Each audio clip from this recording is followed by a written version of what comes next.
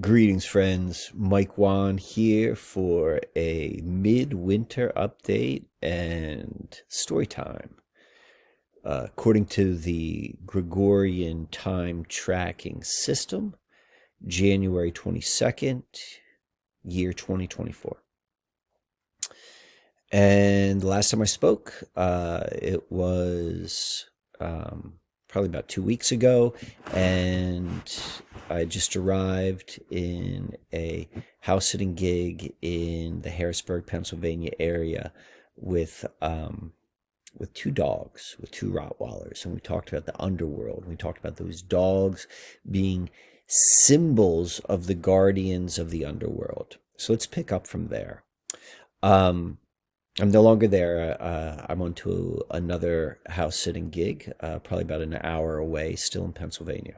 But we'll move on to that in a moment, because we're going to begin by talking about that last, what that last session was like, or that last house sitting gig in the Harrisburg area, because it consisted, or it included, two ceremonies, a River and Stars ceremony and a Susquehanna mystery ceremony, and also a variety of starboard ceremonies. And it was a really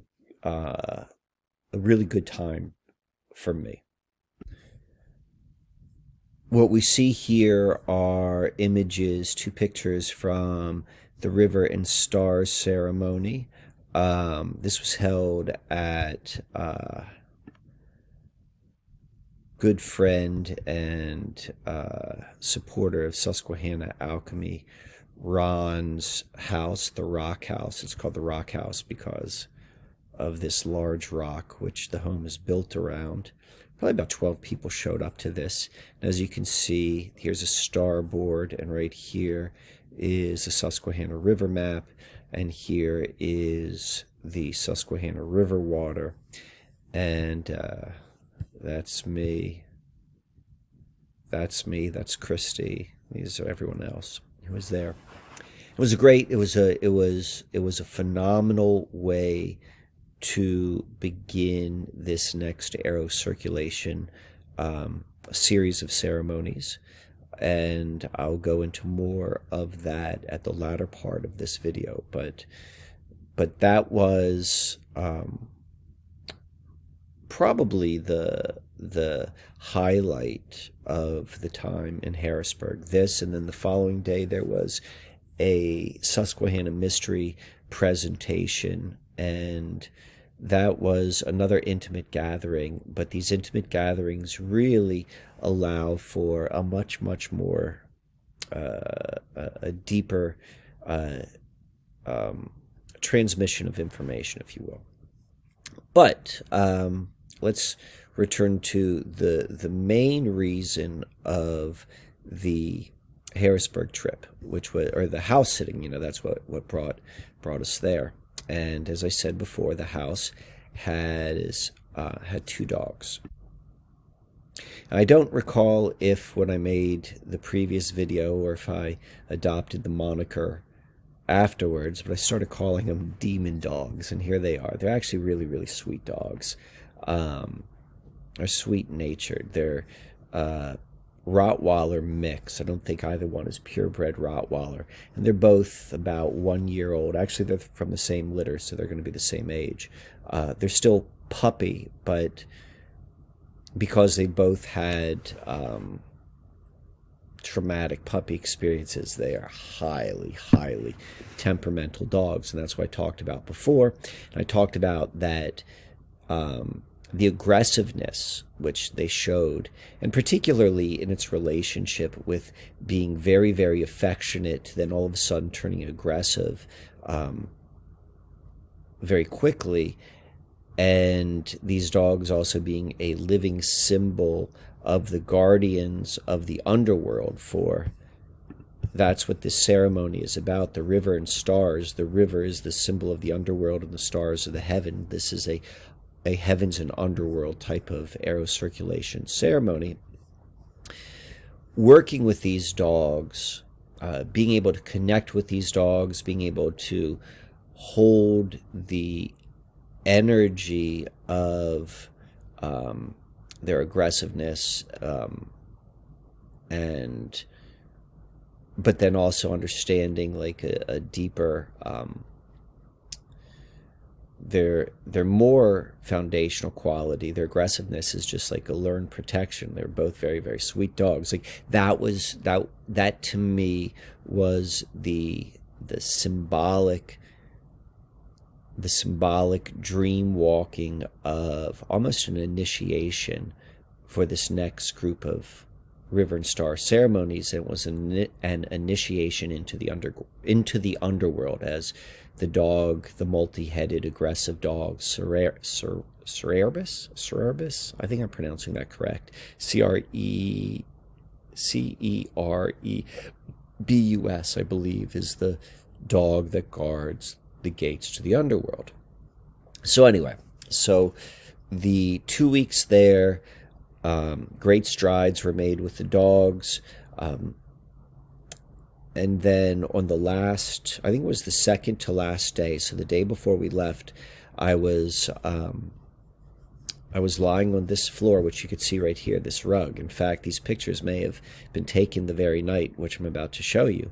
I was just doing some like simple winding down exercises from the night on the ground, maybe stretching a little bit.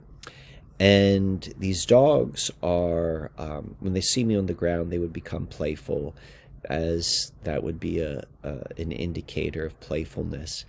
And they become very aggressive or jealous of one another. And this dog here would come up and seek attention, and the other dog would come on the other side of me, and I'm lying down, and would want the attention. And they would start to kind of like go back and forth over me, maybe barking, mild fighting with each other, not severe fighting, but certainly.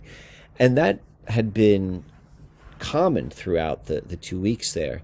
But then on the last night, it got a little bit more aggressive, and then I got left with these marks.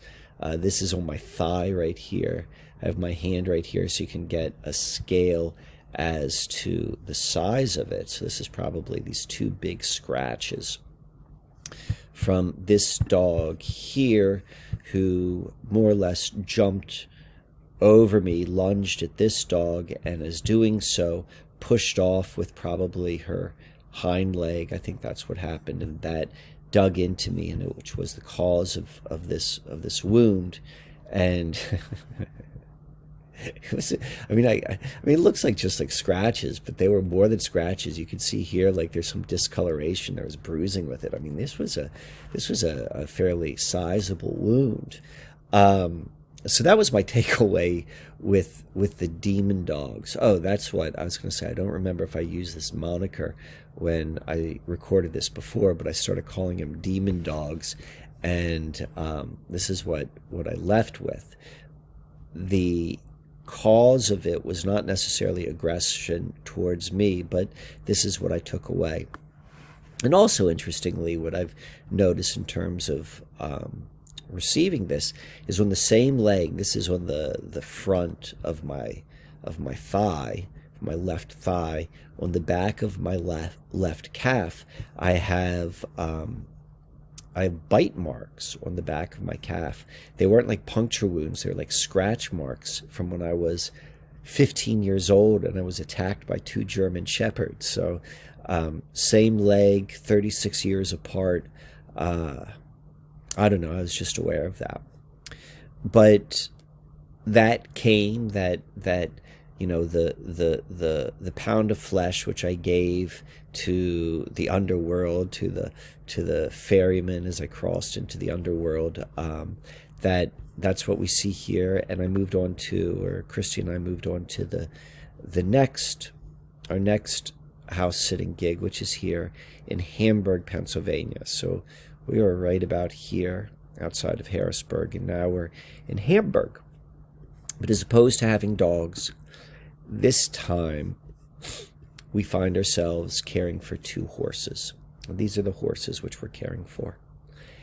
And what jumps out in my mind of of my dream walking perspective, my interconnected way of interpreting the events of my life is like, all right, I went from the underworld and now I've got these horses. And this is kind of a reflection from where I was the summer of 2022.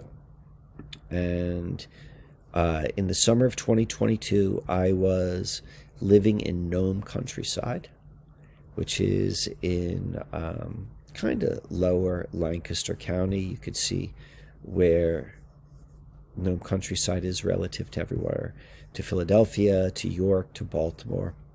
So here is Delaware Bay, here's Chesapeake Bay. And this is Nome countryside is right here as well. I took away all the markers. What you see here is these are all farms. That's what all of this coloration is, to kind of give an appreciation of the ruralness of where Nome countryside was. And this is even more zoomed in, and so this was Nome countryside. And when I stayed there, it was right after I had left time in Baltimore, and I had been in this kind of free fall from moving out of the home which I had been living in for the past couple of years in Millersville, Pennsylvania, and was kind of went through that Freemasonic experience, and then found myself in Baltimore. And then after the initiation in Baltimore, then I made myself back to Lancaster County, and I was in Nome countryside. And Nome countryside was a really meaningful time, and I looked at it from a couple different perspectives. From a dream walking perspective, like the word gnome is phonetically, at least, similar to nomadic, and I knew I was moving towards a nomadic lifestyle, at which point I still was not really had adopted it and did not know how that was going to come into fruition, but I was aware of the trajectory in which I was on. And then I was also aware, looked at the time, at Nome countryside is also having elements of the underworld. And the reason why I say that is, the underworld as just like as a term can have multiple connotations. And one of those connotations, like the underworld, it refers to like gnomes and fairies and these this grouping of people, beings, whatever words you want to go and use, but they are associated often under the umbrella term of underworld. So Nome countryside and its location, you could see everything here is, this general area is all farmland. This is all farmland right here. That's what these like light and dark colorations, we could see them right here, farm. But here in Nome countryside was very wooded and forested, so it was kind of like the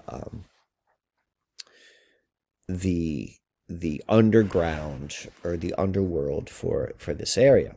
And while I stayed there, and I held that as just like an understanding of where I was in that time of my journey. And what I would do, my favorite thing to do while staying there, I was there from May until December of 2022. And during the summer and spring, I guess, yes, my favorite thing was when the sun would go down and I would walk this was an unpaved road right here, this part of Bridle Path, and then would turn paved right here, but still very rural. And this was going due east, excuse me. And I would go and I could watch, particularly during the full moon, I could watch the moon rise, and it was just my favorite thing to do. It was, this here is an Amish farm, this is an Amish farm, this is an English farm, and Amish farm, Amish schoolhouse. And I would enjoy that nightly walk, And I would often go really late at night. I'd sometimes go like, like 1 or 2 in the morning. And I would just come to these crossroads. So this crossroad right here, Bridle Path Road and Bartville Road, that's what this is called. And I would just kind of sit there. This would be like maybe about a half a mile walk. And my favorite thing to do during this walk is this area right here was a penned area for this Amish farm, and their horses were allowed to go out at night. They were in a pen, but it also had access, or in a stable, which also had access to this fenced off area. And I would walk late at night, and they would hear me. And eventually, like, I'd develop a relationship, and every night I would just pause there for like maybe 5 or 10 minutes. I would just kind of interact with the horses. And this is what a picture, this picture is of that. That was the mother horse, and this was the baby horse, the pony, I guess. And that was part of my nightly ritual. And it was a really, really, particularly in hindsight, it was a special time in my life. Right here, this is that crossroad. You can see this is right back here where this wooded area is Nome countryside. I would usually walk to right here. That's this point right here. And this is where the horses were. And so, as I indicated earlier, the energy in which I've been, the last 2 home sits, or including this one and the previous one, was like underworld and now horses. And we can see that some time ago, when I was in Nome countryside, was also this concept of horses and underworld. And so from that, I'm going to go and make reference to a speech I made. So this is the website, or the landing page for Nome countryside, which is where I was staying. This is the man who was behind it, Mr. Rich, and I was living with Mr. Rich. He has a beautiful home on the property, and his 2 sons and their families also have homes on the property. The property consists of this forested nature trail. And while I was there, Mr. Rich turned 80, and his plan for over 10 years was to be on the El Camino trail on his 80th birthday, but a variety of events occurred. I believe his birthday is actually on Halloween, October 31st. So I was planning on being the El Camino Trail in Spain on October 31st, 2022. And it became evident in September that he was unable to make that. Like the tickets were purchased, like there was a lot of training that was going on for it. And just because of like health reasons, he was unable to do it. And that was like really a big deal in this man's life, of not being able to finish out on a commitment he had made to himself. And I'm witnessing all of this. I'm living in the house, and that was definitely part of my stay there. And so what eventually happened was there was a birthday party, which was at Nome countryside, and maybe about 100 people came to it. He's kind of a local legend, if you will. And I delivered this speech, and it was told in my typical synchromystic storytelling. I thought it was pure gold, in my opinion. Pure gold. I'm going to include a link on the YouTube. I've posted the speech, like the text of it, and if anyone's curious, I encourage you to go read it. But I gave that speech. It was probably about 20 minutes long, in front of these 100 people, and they had no idea. Like, I mean, they're pretty much conventional thinkers, and so to hear the type of storytelling which I do, it was certainly met with a little bit of confusion. But you wouldn't be on this channel unless you are appreciative of the weaving in which I do. I highly recommend reading this, the the text to the speech. But today or tonight, the reason why I'm going into this is because I'm going to read right now a part of the speech which I made, because it specifically has to do with horses, because as we can see, horses are now in in um, in my life.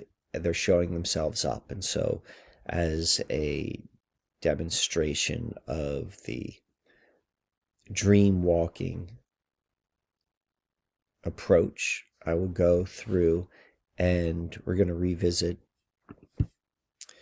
the El Camino Trail at Nome Countryside, an ode to authentic living. And, well, I'll just start in the middle. In the middle of what I cropped out of the speech. So the whole speech is going to be linked down below, but these are the parts which I want to go and share with you. The Alchemist, and when I say that, I'm referring to this book right here. I draw a connection between the book The Alchemist and the El Camino Trail and Mr. Rich. But that's kind of the background of the speech. But let's go on. The Alchemist begins with a chance meeting with the King of Salem.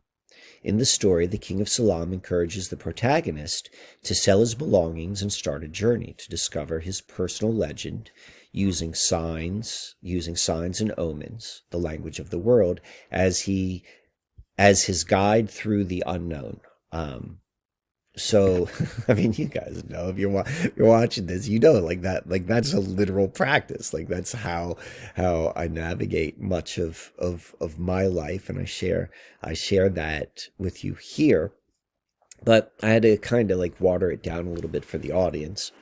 Nonetheless, the character of the King of Salem was used as a literary symbol for navigating life's crossroads, and I was literally at my own internal crossroads, standing at an external crossroad, contemplating which way to turn, when the King of Salem presented himself in the humble form of a street sign. So we see right here, Salem Road. So I was talking about, or within the speech, I explained how I would walk here on a regular basis during the summer, and I would come to these crossroads. And I would sit there in the middle of the night, and I would just kind of like contemplate, like, what's my next step? It's interesting for me to talk about that now,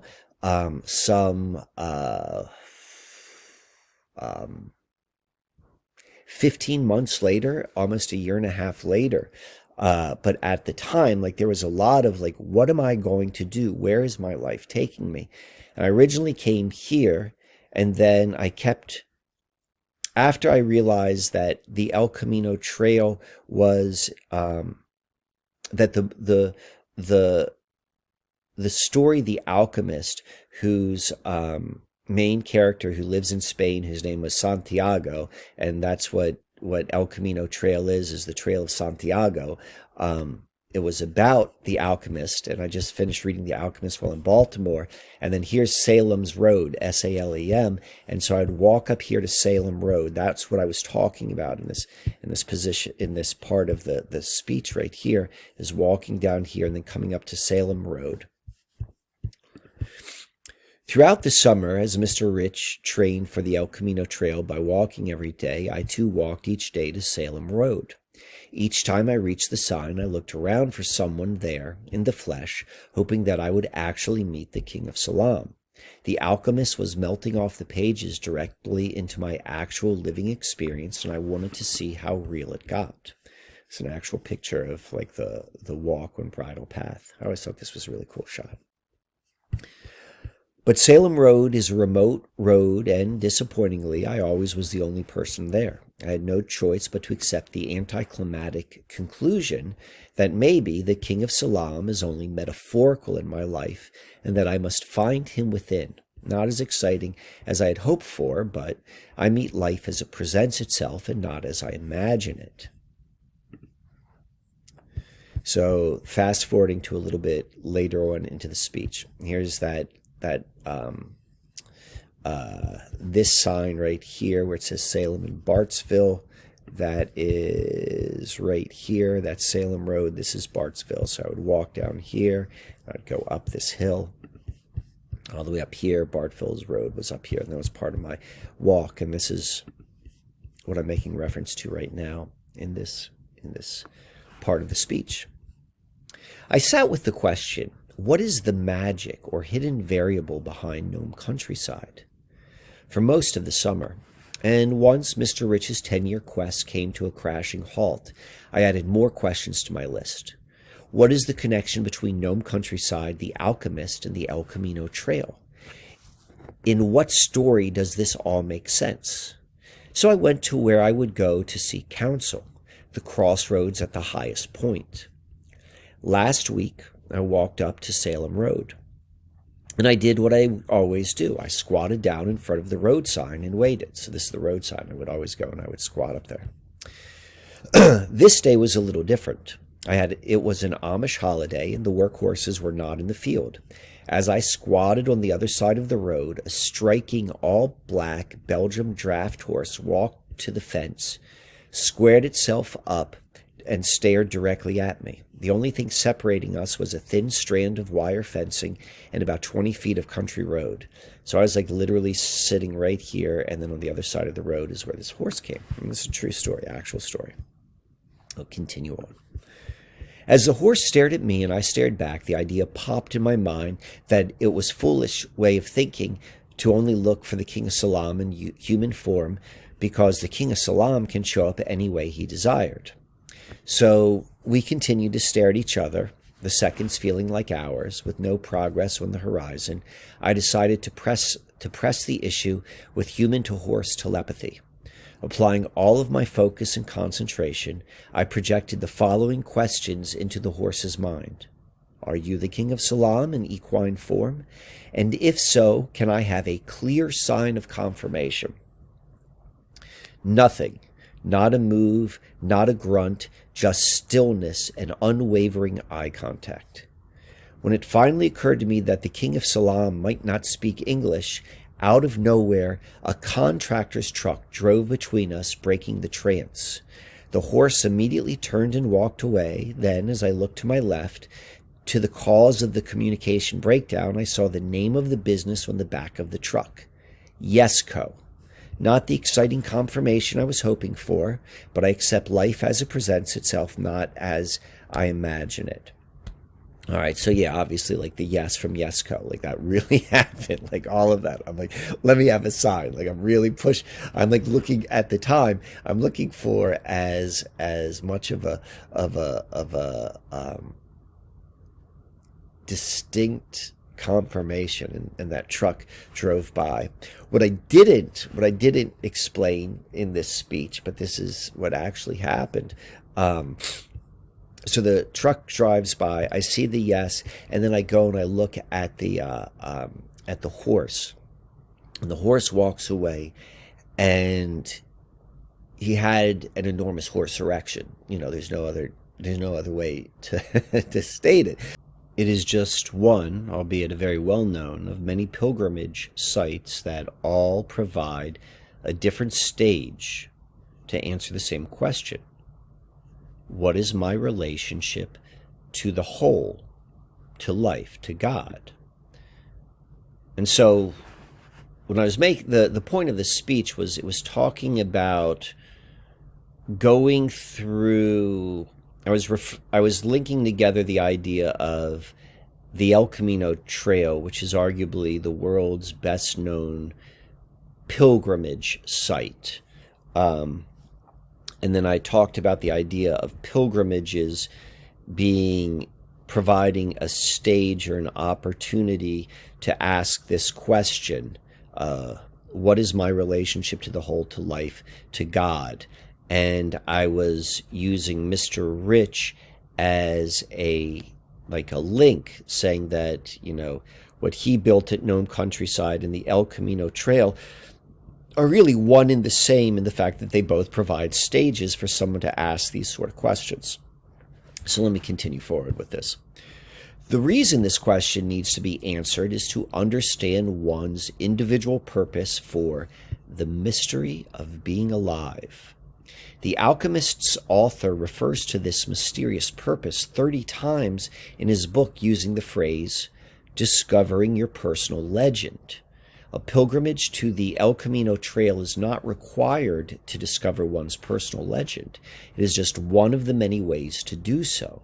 There are people all over the earth who have discovered, without going to Spain, the El Camino secret for unlocking your personal legend.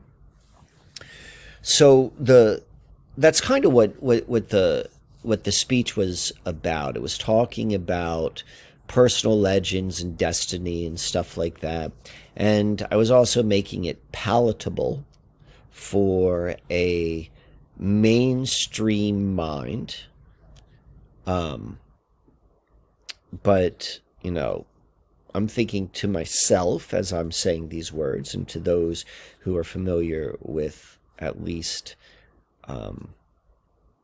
the context which I bring to my work, like, you know, I'm not being metaphorical. I'm being like very literal, and I'm being very literal as it relates to being alive at this time in this culture, like not trying to understand one's personal legend in context of culture, but looking at one's personal legend in a lens which may be even, you know, independent of culture.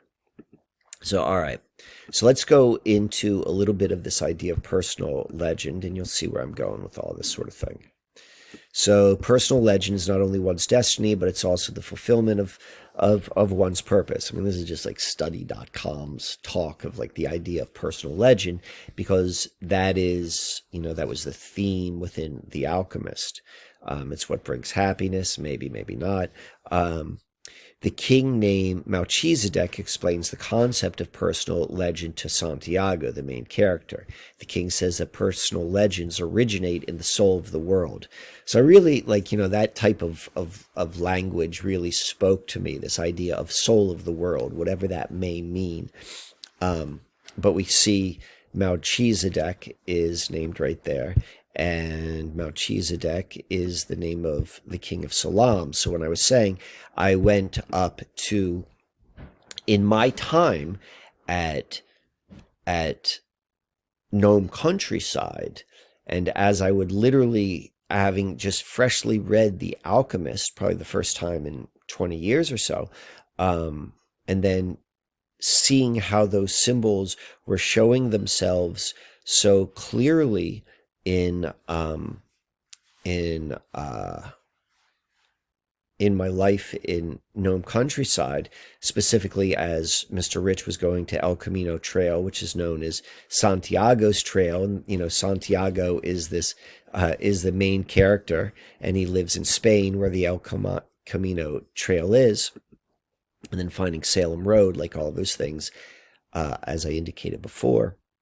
And then at that time, linking in that horse or horses with Salem. So Melchizedek, the king of Salem and the alchemist, only physically appears in the story for a brief time. However, he's the character who pushes and equips Santiago to embark on his quest for his personal legend. Furthermore, Santiago remembers the old king during pivotal moments of his journey. So I'm going to go and suggest that's what we're seeing here. Like at the time of making that, of delivering that speech, which was October 30th, 2022, that was a full 6 months before what would unfold as cross-country journeying and going down to Florida and house sitting and all of that. I never would have imagined that was in front of me.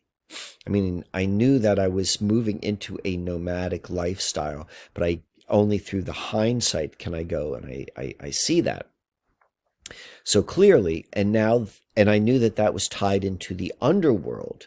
Now I'm using underworld in the most broad metaphorical sense, like delving into the underworld. And I'm finding myself as we're seeing like that same thing, those same metaphors are showing themselves again in life. The trip to Harrisburg, and then now here with the horses in Pennsylvania. So let's see right here. I think I've got something else to go.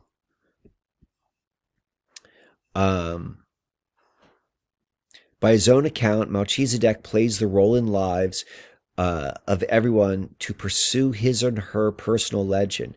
He essentially motivates people to continue pursuing their personal legends. So, all right. So where am I going with all of this? So this speech, this idea of seeing how the Alchemist and the El Camino Trail are bleeding off of the pages into my experiential reality, and seeing how much my life has been swept up in the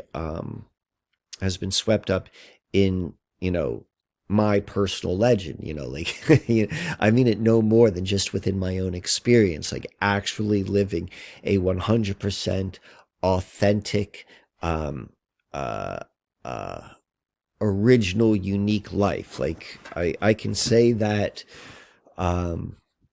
with high degree of grounded confidence that, when I look myself in the mirror, the only thing I can say for certainty is, like, I know that it's an authentic life which I'm living. And as the symbol of the King of Salem, the horse, shows itself again in my life, I am assuming that it is going to go and continue to become more and more flushed out.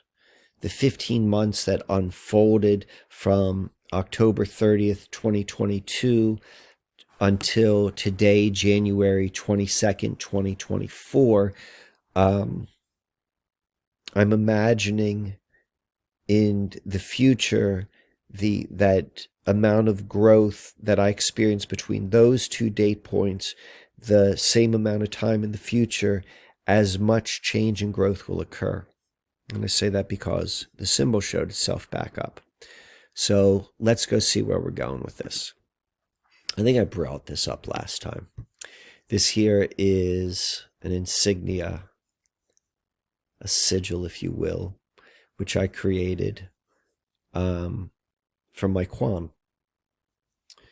And this here embodies much of what I have discovered about myself and my journey since the time of that speech of October 22nd, October 30th, 2022, that being my Quan is the feather, and that is indicated here with the bird-like shape in the wings. And there is a compass element with the way the initials of my Quan are laid out, and then there's also an arrow. And the power of a sigil, the power of an insignia, particularly when it is grounded in something so tangible in terms of an energy in which it encapsulates whomever's insignia it may be, like it does just that. It grounds those qualities. And what it's being grounded into, at least in the near future, is these river and stars ceremonies, specifically as arrow circulations is, and what an arrow circulation ceremony, I'll probably make another video where I go really into defining and demonstrating what all of that is, but an arrow circulation video, or an arrow circulator, if you will, is one who moves about the land in a circular manner, meaning they begin somewhere and they go to a variety of places, and they return to where they begin, and then they prepare the world, the earth, the land, for a new coming destiny. And they do that by accessing the heavens and accessing the underworld, and they do that through their arrow.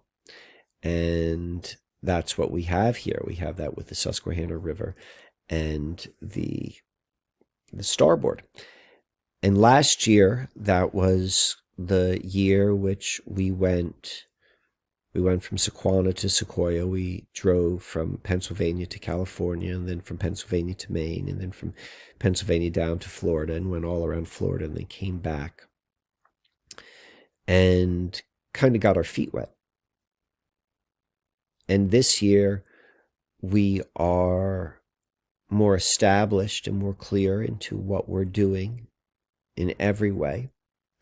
And so we're seeing the next iteration and what we are planning for this coming solar cycle, beginning with the River and Star ceremony in Harrisburg, Pennsylvania, right on the Susquehanna River, is a variety of other River and Star ceremonies where not only are people coming and we're building the chart and we're circulating around this map and the river water in these cups and walking around it, but we're also, each person is blending once we fill up these cups with the water and we all walk around once the ceremony has been established, we walk in a circle around here, spending time in each of the 4 directions. And then we place this water from the cups back into the jug here. But then we'll be taking this water throughout the Northeast, or not the Northeast, primarily the Mid-Atlantic, through the different parts of the Susquehanna, and then to the New River, and then to the French Broad. In Floyd, Virginia would be the New River, and we'll be accessing the French Broad in Asheville. And we will be doing the same ceremony, but with different people. And we'll also be weaving the water from the different rivers together, and then eventually going out to the Rio Grande, and then returning back to the Susquehanna, and returning this water into the water, this river water back into the actual river before the solstice, the winter solstice of calendar year 2024. And that is, when we talk about personal legends, as I go and I look at both my life unfolding before me, I look at the actions which are being put into play, I'm looking back at the trail which has been already blazed, and a certain clarity becomes more and more clear. And I am sharing that with all of you here because you have been here for a long time, and you're the first to really, who I'd want to share this with, because you have been here for this whole sort of ride, and I think it makes sense for you to you're the first to see where it's coming or going, I guess. And so the next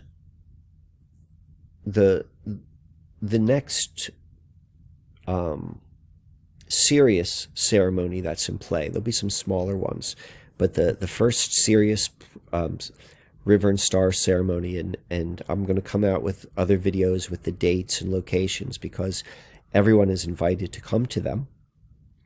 But the one which is really going to be the next one is going to be happening right here at the confluence of the western branch and the northern branch of the Susquehanna River, which is Sunbury, PA, right here. And that will take place on April 8th, 2024, on the day of the total solar eclipse, which will be visible going across this part of the United States. It will not be 100% visible from where we are. We're a little bit further to the west of Scranton, Pennsylvania. This location, Sunbury, is a little bit further west than Scranton. You can see that's going to be almost a total eclipse visible. But we're going there for a couple reasons. Obviously this is a key underworld location, on the Susquehanna River as a symbol of the underworld by being the oldest river system on the earth at this key location. And then, the name Sunbury, which is where it meets, like bury is to put underground and what is being buried but the sun. So what is happening on a solar eclipse? Well, the sun is being buried. So it makes sense that we would go and do a river and star ceremony at Sunbury during the eclipse.